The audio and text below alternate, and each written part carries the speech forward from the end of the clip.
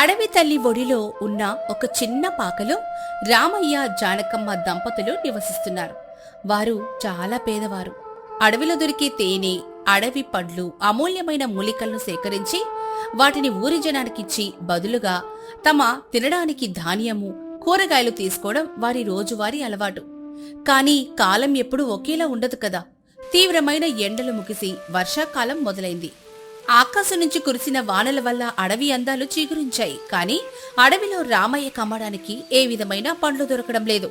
ఒకనాడు ఉదయం వర్షం కొంచెం తగ్గిన తర్వాత రామయ్య అడవి నుంచి ఖాళీ గంపతో తిరిగొచ్చాడు. ఏవండి, ఇవాళ కూడా అడవి నుంచి ఖాళీ చేతులతోనే వచ్చారా? అవును జానకమ్మ, అడవిలో ఎక్కడ వెతికినా ఒక్క పండు కూడా దొరకడం లేదు. తేనె పట్టు పెట్టి ఉందామంటే వర్షంకి చెట్లు ఎక్కడం వీలు కావట్లేదు. మరిప్పుడు ఎలా అండి? మన దగ్గర రేపటికి తినడానికి ధాన్యం కూడా లేదు. ఊర్లోకి వెళ్లి ఎవరినైనా ధాన్యం అడుగుతారా? నేను ఊర్లోకి వెళ్లి వ్యవసాయదారులని అడుగుదామని ఆలోచిస్తున్నాను జానకమ్మ. ఏవైనా కూరగాయలు కూడా దొరికితే తెస్తాను. సరేనండి, త్వరగా వెళ్ళిరండి. వర్షం మళ్ళీ మొదలయ్యేలా ఉంది. రామయ్య ఆశగా ఊరిలోకి బయలుదేరాడు. రామయ్య ఊరి సోమయ్య దగ్గరికి వెళ్ళాడు. సోమయ్య గారు, నమస్కారం అండి. ఈ వర్షాల వల్ల అడవిలో పండ్లు, తేనె దొరకడం లేదు. నా దగ్గర ఇప్పుడు బదులుగా ఇవ్వడానికి ఏమీ లేదు. కాస్త ధాన్యం, 4 కూరగాయలు ఇస్తే రేపు అడవిలో తేనె దొరకగానే ముందు మీ ఇంటికే తెచ్చిస్తానండి. అయ్యో రామయ్య, నీ మంచితనం నాకు తెలుసుగా. కానీ నేను మాత్రం ఏం చేయమంటావు చెప్పు. మా పొలాల్లోనే వరద నీరు వచ్చి ముంచేసింది. మా దగ్గరే కూరగాయలు లేవు. పక్క ఊర్లో జరిగే సంతకెళ్ళి ఎక్కువ ధరలు పెట్టి కొనుక్కొని వచ్చాం. సంతలో కూరల ధరలు కూడా మండిపోతున్నాయి. అలాంటప్పుడు నీకు ఉచితంగా కానీ బదులుగా కానీ ఎలా ఇవ్వగలను రామయ్య? సోమయ్య గారు, మా కొన్ని కూరగాయలు ఇస్తే కూడా చాలండి. క్షమించు రామయ్య, ఇప్పుడున్న పరిస్థితుల్లో నేను నీకు సాయం చేయలేను. ధనం ఇస్తే తప్ప సంతలో కూడా సరుకివ్వరు నాకు. నువ్వు కూడా ధనం తీసుకుని సంతకెళ్ళి కొనుక్కో. రామయ్య మనసులో చాలా బాధ కలిగింది. రామయ్య తిరిగి చిన్న పాక వైపు నడిచాడు. ఆ రాత్రి రామయ్య, జానకమ్మ కుండలో ఉన్న అన్నంలో కొంత నూనె, పచ్చడి కలుపుకొని తిన్నారు. ఆ రాత్రి వర్షం చాలా గట్టిగా కురిసింది. మరుసటి రోజు ఉదయం రామయ్య ఎప్పటిలాగే తన గంపని చేతిలోకి తీసుకుని అడవిలోకి వెళ్ళాడు. అడవిలో తడిమట్టి నుంచి ఒక కొత్త వాసన వస్తోంది. రామయ్య పెద్ద చెట్ల నీడన గమనించగా అక్కడ తెల్లటి పుట్టగొడుగులు మొలిచున్నాయి. వాటిని చూసిన వెంటనే రామయ్యకి తన చిన్నప్పుడు తన నాయనమ్మ వండిన పుట్టగొడుగుల కూర రుచి గుర్తుకొచ్చింది. అబ్బా, ఎంత అందంగా తెల్లగా ఉన్నాయి. అడవి తల్లి ఈరోజు మాకు ఆకలి తీర్చడానికి ఈ ప్రసాదాన్ని ఇచ్చింది. దీంతో జానకమ్మ ఈరోజు మంచి కూర వండుతుంది. రామయ్య సంతోషంగా ఆ పుట్టగొడుగులు తీసుకుని పరుగు పరుగున తిరిగింటికొచ్చాడు. హేవండి, ఇవి అడవిలో పుట్టే గొడుగులు కదా? అవును జానకమ్మ, మా బామ్మ చిన్నప్పుడు దీంతో అద్భుతమైన కూరుండేది. ఇవి చాలా నాణ్యమైనవి. నువ్వు వాటిని శుభ్రంగా కడిగి మా దగ్గరున్న మట్టి పాత్రలో వండు. సరేనండి, ఇప్పుడే వాటిని స్వచ్ఛమైన నీటితో కడిగి మన దగ్గరున్న మిరియాలు, వెల్లుల్లి, నూనె వేసి వంట మొదలెడతాను. మీరలా కూర్చోండి. జానకమ్మ పుట్టగొడుగులను శుభ్రంగా కడిగి మట్టి పాత్రలో మితమైన వేడి తగిలించి వండింది. రామయ్య, జానకమ్మ కంచెల్లో వేడి వేడి అన్నంలో ఆ పుట్టగొడుగుల కూర వేసుకుని తినడం మొదలెట్టారు. అబ్బా జానకి, ఎంత గొప్ప రుచి! మా బామ్మ వండిన రుచిలాగే ఉంది. ఈ పొట్టుగొడుగులు చాలా మెత్తగా కమ్మగా ఉన్నాయి. అవునండి, అడవిలో దొరికి ఈ పుట్టగొడుగుల్లో ఇంత ఉందని నాకు తెలీదు. మన దగ్గర కూరగాయలు లేకపోయినా అడవి తల్లి మనకి అమృతాన్నిచ్చిందండి. నిజమే జానకమ్మ, రేపు కూడా నేను అడవిలోకి వెళ్ళి మరికొన్ని పుట్టగొడుగులు తెస్తాను. మరోసారి కూర తినాలని ఆశగా ఉంది. మరుసటి రోజు ఉదయం కూడా రామయ్య అడవిలోకి వెళ్ళాడు. వర్షానికి కొత్తగా మొలిచిన మరికొన్ని తెల్లటి నాణ్యమైన పుట్టగొడుగులు దొరికాయి. జానకమ్మ దగ్గరకొచ్చి వాటినిచ్చి తన మనసులో ఉన్న కొత్త ఆలోచనని చెప్పాడు. జానకమ్మ, నిన్న మనం వండిన కూర చాలా రుచిగా ఉంది కదా. నాకు కొత్త ఆలోచన వచ్చింది. నీవు దీంతో బిర్యానీ చేయగలవా? దీంతో బిర్యానీ వండితే ఇంకా గొప్ప రుచి వస్తుందని నాకు అనిపిస్తోంది. బిర్యానీనా? అందుకు నాణ్యమైన మసాలాలు, లవంగాలు, యాలకులు, కొత్తిమీర కావాలి కదా. మన దగ్గర కొన్ని దినుసులు మాత్రమే ఉన్నాయండి. పర్లే జానకమ్మ, మన దగ్గర ఉన్న కొంచెం నాణ్యమైన మసాలాలు మిరియాలు గట్టిగా దంచు. ఆ పుట్టగొడుగులను కాస్త వేయించి దానితో పాటు మట్టి కుండలో వేసి కట్టిపెట్టు. కట్టెల పొయ్యి వేడి మీద ఆ ఆవిరికి ఉడికితే బిర్యానీ రుచి అద్భుతంగా ఉంటుంది. సరేనండి, ఇప్పుడే ఆ వంటకం సిద్ధం చేస్తాను. జానకమ్మ మట్టి కుండలో పుట్టగొడుగుల బిర్యానీ వంట మొదలెట్టింది. కట్టెల పొయ్యి నుంచి వచ్చిన పొగతో మట్టి కుండ తడికి ఆ మసాలాల సువాసనలకి చుట్టుపక్కల అడవి గాలి కూడా తీయగా మారిపోయింది. వంట పూర్తయింది. జానకమ్మ మట్టి కుండ మూత తీయగానే, అబ్బా, ఏం గుమ్మగుమ్మలు! జానకమ్మ, ఈ వాసన చూస్తుంటేనే కడుపు నిండిపోతుంది. ఇదిగోండి వేడి వేడి పుట్టగొడుగుల బిర్యానీ. కంచంలో వేస్తాను, త్వరగా తిని ఎలా ఉందో చెప్పండి. జానకమ్మ ఆ బిర్యానీ వడ్డించింది. ఓహో, అద్భుతం! అమృతం! ఈ పుట్టుగొడుగుల బిర్యానీ రుచి ముందు ఏ కోడి మాంసం రుచి సరిపోదు. అలా దంపతులిద్దరూ సంతోషంగా బిర్యానీ తినేటప్పుడు ఆ పాకదాన నుంచి ఒక పెద్ద మనిషి నడుచుకుంటూ రావడం కనిపించింది. అతను పక్క ఊరికి చెందిన బట్టల వ్యాపారి సుందరం. అతను తలపై పెద్ద మూట మోస్తూ బాగా అలసిపోయి శ్వాస సరిగ్గా అందక రామయ్య పాక దగ్గర ఆగాడు. అయ్యో భగవంతుడా, ఇంక నడవడం నా వల్ల కావట్లేదు. ఎవరున్నారింట్లో? కాస్త తాగడానికి స్వచ్ఛమైన నీళ్ళిస్తారా? ప్రాణం పొయ్యేలా ఉంది. సుందరం మాటలు విని, అయ్యా, ఇదిగోండి నీళ్లు తాగండి. ముందు నిమ్మలంగా ఊపిరి తీసుకోండి. సుందరం నీళ్లు తాగి ఇలా అంటాడు. నేను పక్క ఊరి బట్టల వ్యాపారి సుందరాన్ని. ఈ అడవి త్రవ్వకుండా బట్టల బస్తా మోస్తూ వస్తున్నాను. పొద్దున్నే బయలుదేరాను. దారిలో ఏ భోజనశాల లేదు. ఆకలితో కడుపు మండిపోతోంది. ఒంట్లో అస్సలు ఓపిక కూడా లేదు. తినడానికి మీ దగ్గర ఏమైనా అన్నం ఉంటే పెట్టండి అయ్యా, పుణ్యం ఉంటుంది. అయ్యా, ఆకలి బాధ ఎలా ఉంటుందో మాకు బాగా తెలుసు. మా దగ్గర ఇప్పుడే వండిన వేడి వేడి పుట్టగొడుగుల బిర్యానీ ఉంది. మీరేమి అనుకోకపోతే మా పేద ఇంట ఆ భోజనం స్వీకరించండి. సుందరం ఆకలితో ఆ పుట్టగొడుగుల బిర్యానీని తిన్నాడు. ఒక్క ముద్ద నోట్లో పెట్టుకోగానే అతని కళ్ళు ఆశ్చర్యంతో వెలిగాయి. గబగబా కంచమంతా ఖాళీ చేసేశాడు. అబ్బా, ఇదే రుచి! నేను పట్నంలో ఎన్నో గొప్ప భోజనశాలకు వెళ్ళాను. ఎన్నో పిండి వంటలు తిన్నాను. కానీ ఈ పుట్టగొడుగుల బిర్యానీ రుచి ముందు ఏదీ సాటిరాదు. ఆ వాసన, మసాలాల గుబాలింపు నా అలసటంతా ఒక్క నిమిషంలో ఎగిరిపోయింది. నిజంగా మీరు పుణ్యాత్ములయ్యా. ధన్యవాదాలండి. మీ ఆకలి తీరింది, మా మనసు నిండింది. మాకు అంతకంటే భాగ్యమేముంది? రావయ్య, నా ఆకలి తీర్చినందుకు నా కృతజ్ఞతగా ఈ దోవతి, ఈ చీరను స్వీకరించండి. ఇవి నేను నేయించిన ఉత్తమమైన వస్త్రాలు. అయ్యో వద్దు బాబు, ఒక పూట అన్నం పెట్టినందుకు ఇంత విలువైన వస్త్రాలు మాకొద్దు. అది ధర్మం కాదు. లేదు రామయ్య, మీరు దీన్ని నిరాకరించకూడదు. ఇది నా ఆత్మీయమైన కానుక రామయ్య. సుందరం ఎంత చెప్పినా రామయ్య వినడు. అప్పుడు సుందరంకి ఒక ఆలోచన వస్తుంది. ఎంత గొప్ప రుచిగల పుట్టగొడుగుల బిర్యానీ వండే నేర్పు మీ దగ్గరుంది కదా. నువ్వు ఊరి వీధిలో ఒక చిన్న భోజనశాల పెట్టొచ్చు కదా. భోజనశాలనా బాబు?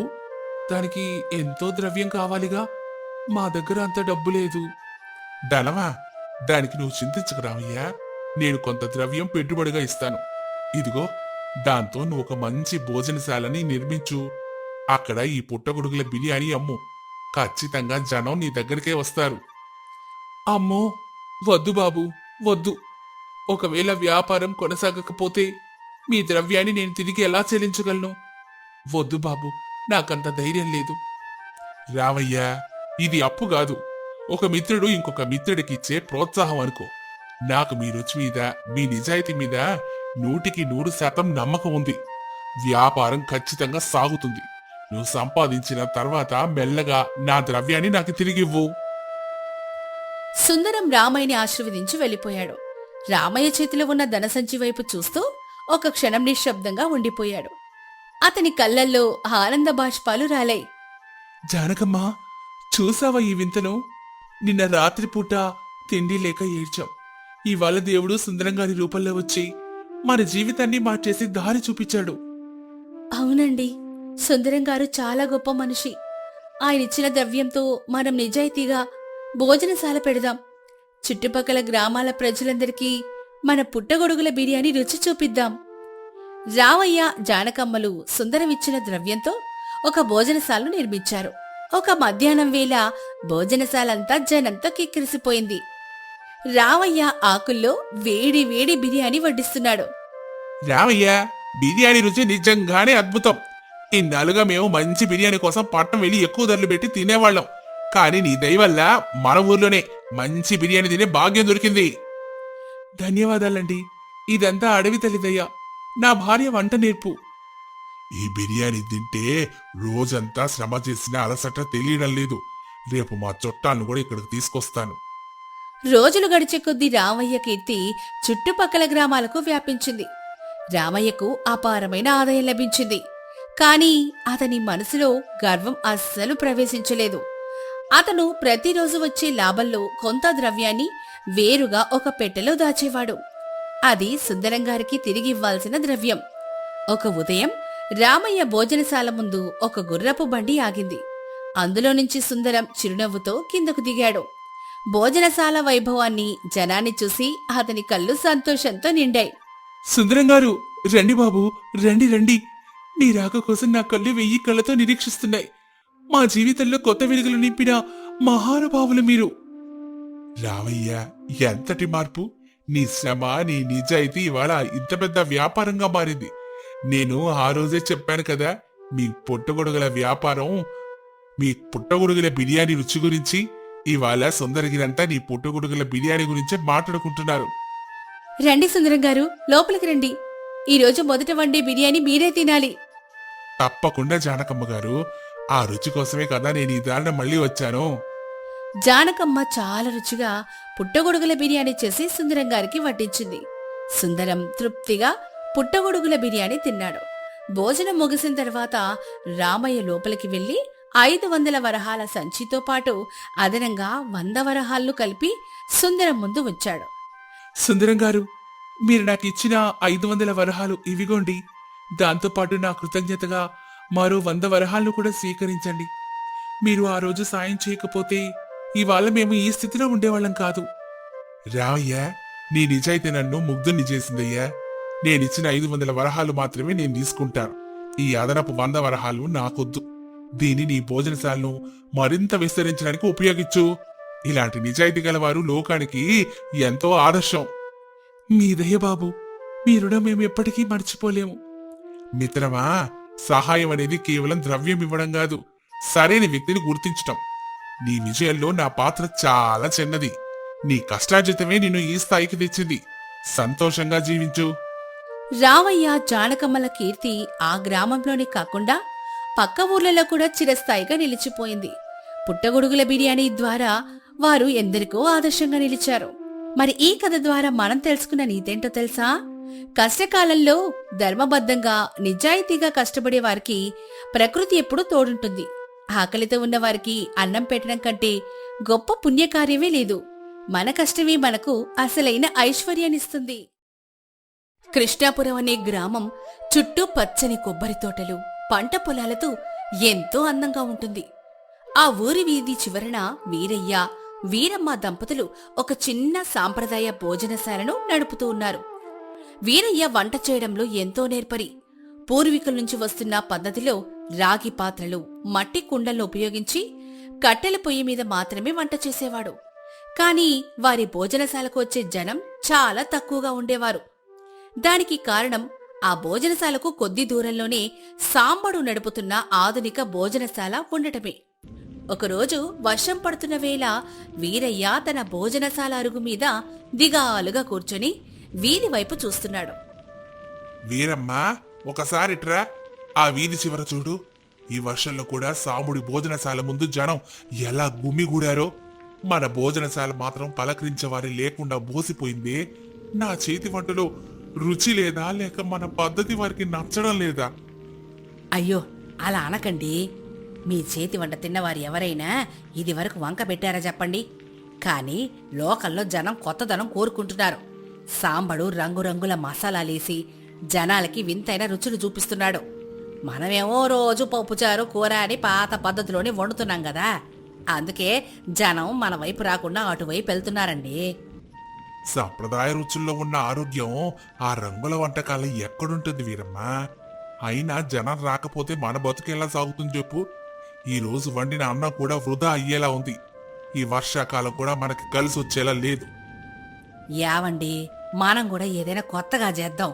నిన్న పొరుగురు సంతకెళ్ళినప్పుడు విన్నాను, ఈ మధ్య జనం కోడి మాంసం బిర్యానీ తినడానికి ఎంతో ఇష్టపడుతున్నారు. మనం ఎందుకు ఆ వంటకం చేయకూడదు చెప్పండి? నిజమే వీరమ్మ, కోడికూర బిర్యానీ మన కట్టెల పొయ్యి మీద వండితే ఆ సువాసనే వేరుగా ఉంటుంది. నాణ్యమైన సుగంధ ద్రవ్యాలేసి రేపటి నుంచి కోడికూర బిర్యానీ వండుదాం. అప్పుడు జనం ఖచ్చితంగా మన వైపు వస్తారు. అలాగేనండి, ఈరోజే కోడి మాంసంకి కావలసిన దినుసులు అన్నీ సిద్ధం చేద్దాం. రేపటి నుంచి మన భోజనశాల కూడా కలకలలాడాలి. మరుసటి రోజు ఉదయం నుంచి వీరయ్య వంటశాలలో హడావిడి మొదలైంది. కట్టెల పొయ్యి మీద పెద్ద ఇత్తడి పాత్రలో నెయ్యేసి లవంగాలు యాలకులు వేసి కోడి మాంసంతో బిర్యానీ వండాడు. ఆ సువాసన ఊరి వీధులన్నిటా వ్యాపించింది. ఆ వాసన తగలగానే జనం మెల్లగా వీరయ్య భోజనశాల వైపు అడుగులేశారు. వీరయ్య గారు, ఏంటి ఈరోజు మీ వంటశాల నుంచి అద్భుతమైన సువాసన వస్తోంది? ఏమైనా కొత్త వంటకం వండుతున్నారా?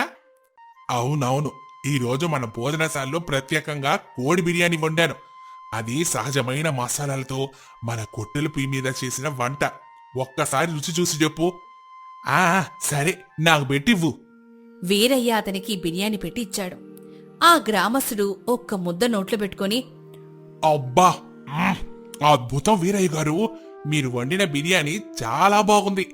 ఆ మాంసం నోట్లో పెట్టుకోగానే వెన్నలా కరిగిపోతుంది. మసాలాలు మితంగా ఉండి గొంతులో ఎంతో హాయిగా ఉందండి. సాముడి వంటల కంటే మీ వంటే అబ్బా అదిరిపోయిందనుకోండి.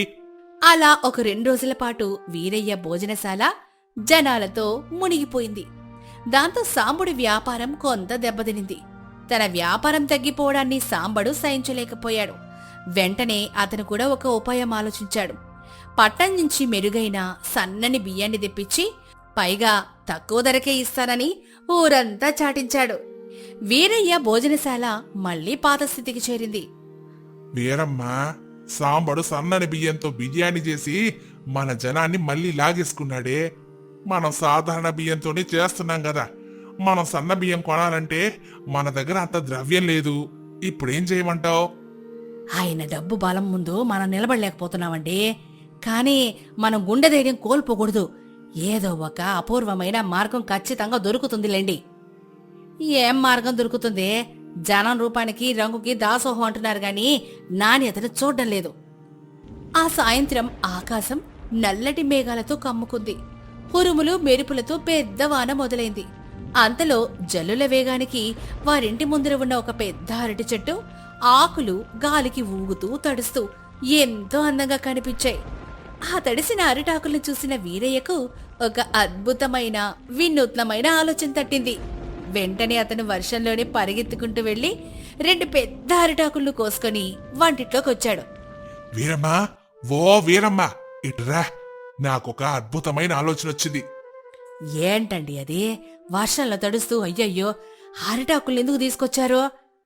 వీరమ్మ, ఇది మన విజయానికి మార్గమే. ఏంటండి అరిటాకులు పట్టుకుని విజయానికి మార్గం అంటారు? కాస్త వివరంగా చెప్పండి. శ్రద్ధగా విను చెప్తాను. కోడి మాంసానికి బాగా కారం, దంచిన నాణ్యమైన మసాలాలు పట్టించి దాన్ని ఎరటాకుల్లో పెట్టి గట్టిగా కట్టాలి. మరోవైపు కొన్ని గట్టి కట్టెలు కాల్చి అవి వేడి వేడి బొగ్గులుగా మారినప్పుడు ఆ నిప్పుల సెగ మీద ఈ ఎరటాకుల మూటల్ని ఉంచాలి. నిప్పుల మీద అరిటాకులా? అది కాలిపోదాయమండి. అక్కడే నేను ఆలోచన ఉంది వీరమ్మ. అరిటాకులో ఉన్న తడి వల్ల ఆకు లోపల ఉన్న మాంసం నేరుగా నిప్పులకు తగలదు. ఆ ఆవిరి వల్ల కోడి మాంసం చాలా మెత్తగా ఎంతో రుచికరంగా ఉడుకుతుంది. అలా ఉడికిన మాంసాన్ని అరిటాకులో ఉంచి వేడి వేడి అన్నంతో వడ్డిస్తే దీని రుచి ముందు సాంబుడి సన్న బియ్యం బిర్యానీ ఎందుకు పనికిరాదే. అబ్బో, ఎంతటి గొప్ప ఆలోచన! ఏందయ్యో, ఇదెంతో ఆరోగ్యకరంగా కూడా ఉంటుందే. రేపు ఉదయమే ఈ అరిటాకుల బిర్యానీని వండుదాం. దానికి జనం ఖచ్చితంగా ముగ్ధులవుతారనుకోండి. అవునే వీరమ్మ, రేపు వర్షం కురిసే సమయంలో ఈ వంటకం వేడి వేడిగా తింటుంటే జనం స్వర్గాన్ని చూస్తారు. మరుసటి రోజు ఉదయం కూడా వర్షం చినుకులు పడుతూనే ఉన్నాయి. చల్లని వాతావరణం నెలకొంది. వీరయ్య తన ఇంటి ముందురున్న అరటి చెట్ల నుంచి తాజా ఆకులను కోసి శుభ్రం చేశాడు. కట్టెల పొయ్యి నుంచి వచ్చిన ఎర్రటి బొగ్గులకు పక్కకు తీసి వాటి సెగ మీద ఈ ఆకుల మూటల్ని ఉంచాడు. కొద్దిసేపటికి అరిటాకులు కాలుతున్న కమ్మని వాసన, లోపల ఉడుకుతున్న మాంసపు సువాసన కలిసి ఊరంతా వ్యాపించింది. ఆ చల్లని వర్షంలో ఆ సువాసనకు జనం ఇళ్ల నుంచి బయటకు రాసాగారు. వీరయ్య గారు, ఇదేం వింత వంటకం అండి? అరిటాకుల్ని కాలుస్తున్నారేంటి? ఈ వాసన చూస్తుంటే నా పొట్టలో ఆకలికి ఆకలేస్తున్నాయి. రండి నాయనా రండి, ఈ రోజు మన భోజనశాలలో ప్రత్యేకంగా అరటాకులతో కోడికూర బిర్యానీ వండాను. ఈ వర్షంలో వేడి వేడిగా తిని చూడండి. వీరయ్య అక్కడున్న 2 గ్రామస్తులకు అరిటాకు బిర్యానీని ఇచ్చాడు. వాళ్ళు ఒక ముద్ద తిని, అమ్మో, ఇదేవి రుచి వీరయ్య గారు! ఆ అరిటాకులో మాంసపు కమ్మదనం కలిసి నోట్లో అమృతంగా కరిగిపోతున్నాయి. నా జీవితంలో ఇంతటి రుచికరమైన బిర్యానీని తిననేలేదు. మరుసటి రోజు నుంచి అరిటాకు బిర్యానీ తినడానికి పక్క ఊళ్ళ నుంచి కూడా జనం వర్షాన్ని సైతం లెక్క చేయకుండా గొడుగులు పట్టుకుని రాసాగారు. మరోపక్క సాంబడి భోజనశాల పూర్తిగా బోసిపోయింది. సాంబడు తన కుర్చీలో కూర్చొని కుంగిపోతూ అరుగు వైపు చూస్తూ బాధపడ్డాడు. చూసావా చంద్రయ్య, ఆ వీరయ్య అరిటాకులతో ఏదో మాయ చేశాడు. నా సన్న బియ్యం బిర్యానీని ఎవరు పట్టించుకోవట్లేదు. నా వంటలన్నీ చల్లబడిపోతున్నాయిరా. నా ద్రవ్యం అంతా నష్టపోయాను. అవును బాబు, ఈ అరయ్య గారి వంటలో సాధత్వం ఉంది. అరిటాకు బిర్యానీ వాసన నిజంగానే అద్భుతంగా ఉందయ్యా. వీరయ్య అరిటాకు బిర్యానీ వలన నా వ్యాపారం మునిగిపోయింది. కొన్ని రోజులు గడిచాయి. వీరయ్య భోజనశాల విజయవంతంగా సాగుతోంది. ఒకరోజు ఉదయం వర్షం మెల్లగా పడుతూ ఉండగా వీరయ్య తన భోజనశాల ముందర నిలబడుండగా సాంబడు తలదించుకుని దిగాలుగా నడుచుకుంటూ ఆ దారిన వెళ్లడం గమనించాడు. వీరయ్యకు అతన్ని చూసి జాలేసింది. సాంబడు, ఓ సాంబడు, ఓ నిమిషం ఇట్రా. నమస్కారం వీరయ్య గారు, నేను ఓడిపోయాను, మీరే గెలిచారు. అయినా ఇప్పుడు నన్నెందుకు పిలిచారు? నన్ను చూసి ఎక్కిరించడానికా? అయ్యయ్యో, ఎంత మాట అన్నావు సాంబడు. నిన్ను ఎక్కిరించే సంస్కారం నాది కాదు. నువ్వు నా తమ్ముళ్ళు లాంటి వాడివి. నీ ముఖం ఎందుకు అంత దిగాలుగా ఉంది? వ్యాపారం బాలేదా? అవును వీరయ్య గారు, నా వ్యాపారం పూర్తిగా దెబ్బతినింది. మీ అరిటాకుల బిర్యానీ వచ్చినప్పటి నుంచి నా భోజన సేవల వైపు పిల్లి కూడా చూడడం లేదు. తెచ్చిన సరుకులన్నీ పాడైపోతున్నాయి. నేను చేసిన అప్పులు ఎలా తీర్చాలో తెలియట్లేదు. నా కుటుంబం రోడ్డున పడేలా ఉంది. సాంబడు, వ్యాపారంలో పోటీ సహజం, కానీ పగలొద్దు. నీ దగ్గర ఆధునిక పద్ధతులున్నాయిగా. పట్టణంలో నీకు మంచి పరిచయాలున్నాయి. నా దగ్గరేమో సాంప్రదాయాల వంట నేర్పుంది. మనిద్దరం శత్రువుల్లా కొట్టుకోవడం కంటే మిత్రులం ఎందుకు కాకూడదు చెప్పు? మిత్రులమా? అదెలా సాధ్యం వీరయ్య గారు? చెప్తా. సాంబడు, మా ఆయన చెప్పేది నిజం. మనం ఒక ఒప్పందానికి వద్దాం. నువ్వు మేము కలిసి భాగస్వాములుగా మారదాం. మన కృష్ణాపురంలోనే కాకుండా పక్కన ఉన్న పెద్ద పట్టణంలో కూడా మన అరిటాకుల బిర్యానీ దుకాణాన్ని పెడదాం. అక్కడ నీకున్న పరిచయాలు మనకు ఉపయోగపడతాయి. ఇక్కడ మా ఆయన వంట నేర్పు మనకు బలాన్నిస్తుంది. సాంబడు కన్నీళ్లతో, వీరయ్య గారు, వీరమ్మ గారు, మీ మంచితనం నన్ను కదిలించింది.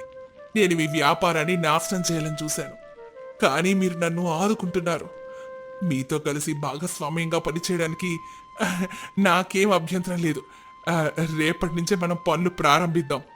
చాలా సంతోషం సాంబడు. పోటీ కంటే సహకారం గొప్పది. రేపటి నుంచి మన ప్రయాణం మొదలవుతుంది. ఈ చల్లని వాతావరణంలో మనం వేడి వేడి అరిటాకుల బిర్యానీని పట్నం ప్రజల ఆకలిని కూడా తీరుస్తుంది. వీరయ్య సాంబుల భాగస్వామ్యం ఎంతో విజయవంతంగా సాగింది. ఇద్దరి కుటుంబాలు కలకలలాడాయి. పోటీని ద్వేషంతో కాకుండా ప్రేమతో జయించవచ్చని ఆ ఇద్దరు మిత్రులు నిరూపించారు. నీతి: వ్యాపారంలోనైనా జీవితంలోనైనా ఎదుటి వారిని తొక్కేయాలని చూడడం కంటే కలిసికట్టుగా సాగడం వల్ల ఉభయులకు మేలు జరుగుతుంది.